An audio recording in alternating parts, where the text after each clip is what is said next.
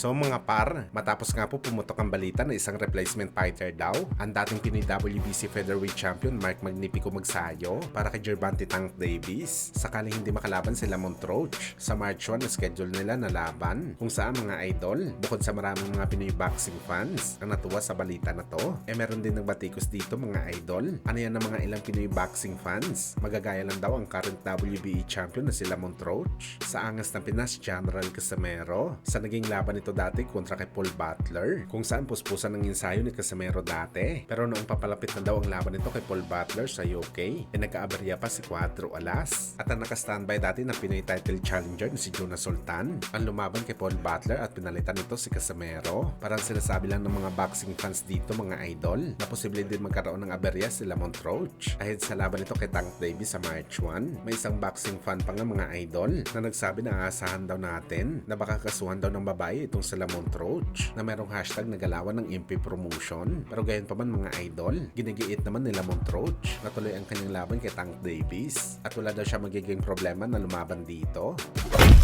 Samantala sa bakbakan naman po na ginanap kagabi sa Australia mga idol sa pagitan ng knockout artist na si Jai Opitaya kalaban si David Nica, talaga nakakatakot mga idol ang nangyari kagabi sa bakbakan. Matapos masawhin ni Opitaya si Nica sa laban, plakda talaga mga idol si David Nica sa huling kamao na tinapon ng kampyon. As in tulog talaga ito mga idol sa ring. Ang sama pa ng pagkabagsak nito sa lona at ang nakakatakot talaga dito mga boss, matagal ito bago nakagising. Ito mga idol ang knockout na kailangan mo talaga ipatingin sa doktor. Hindi biro ang ganitong bagay mga idol, lalo pa ang lumalaban malalaking tao. Pero kudos pa rin kay David Nica mga boss, dahil kahit underdog na pumunta ito sa laban, kalaban ng number 1 na fighter sa cruiserweight, nakapagbigay naman ito ng magandang laban sa mga boxing fans. Sinaktan din kasi nito mga idol si Opitaya sa unang bahagi ng laban. Pinasayaw niya ito sa ibabaw ng lona. Talagang natamaan lang siya ng solid na kanan ng kampyon na siya ang nagpabagal sa galawan ni Nica at nagbigay ng opportunity na wasakin siya ni Opitaya. Bagamat ayon sa report mga idol,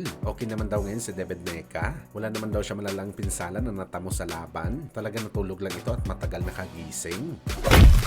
Sa kabilang banda naman mga idol, matapos nga po nagbigay ng motivational na mensahe ang ating pambansang kamao Manny Pacquiao sa alaga nito na si Isaac Pitbull Cruz para sa kanyang paparating na laban kontra kay Pero sa February 1. Nagpasalamat naman mga idol si Pitbull kay Pacman at pinangako nito sa Pinoy legend. Nagagalingan niya daw sa kanyang next fight at sisikapin daw nito na makuha ang panalo sa isang impresibong paraan. Kaya asahan natin mga boss na malahalimaw na Pitbull ang makikita natin sa bakbakan na to. Huling mensahe ni Pacman kay Pitbull mga idol sa naging laban pa nito kay Rolando Romero at sa laban na yun mga idol, isang mabangis na Pitbull ang nakipaglaban sa bakbakan.